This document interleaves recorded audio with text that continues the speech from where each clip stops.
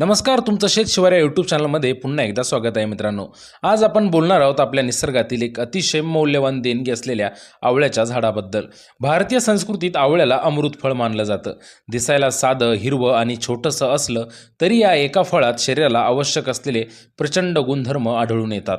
आवळ्याचं झाड साधारणपणे 15 ते 20 मीटर उंच वाढतं आणि त्याचं आयुष्य सरासरी 50 ते 60 वर्षापेक्षा जास्तच असतं।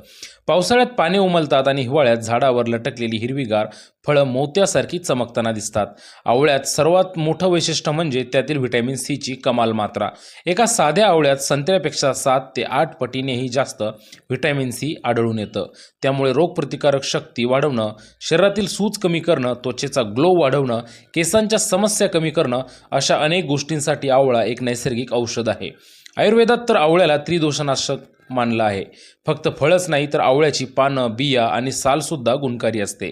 पचन सुधारण्यासाठी, रक्तशुद्धीसाठी, थकवा कमी करण्यासाठी आवळा नियमित घेतला तर जबरदस्त फायदा दिसून येतो।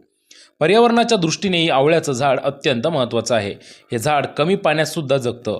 जमिनीची धूप यामुळे रोखली जाते आणि आसपासच्या हवेला अधिक शुद्धता मिळते। म्हणजे एका झाडामुळे आरोग्य व निसर्ग दोन्हीचं देखील सहज रक्षण होतं। म्हणूनच मित्रांनो, आपल्या घराजवळ, शेतात किंवा वाडी वस्तीत किमान एक तरी आवळ्याचं झाड आवर्जून लावावं। आज लावलेलं झाड उद्या अनेक पिढ्यांचं आरोग्य जपणार आहे। व्हिडिओ आवडला असेल तर शेत शिवार या यूट्यूब चॅनलला लाईक करा, शेअर करा आणि सबस्क्राईब करायला विसरू नका। धन्यवाद।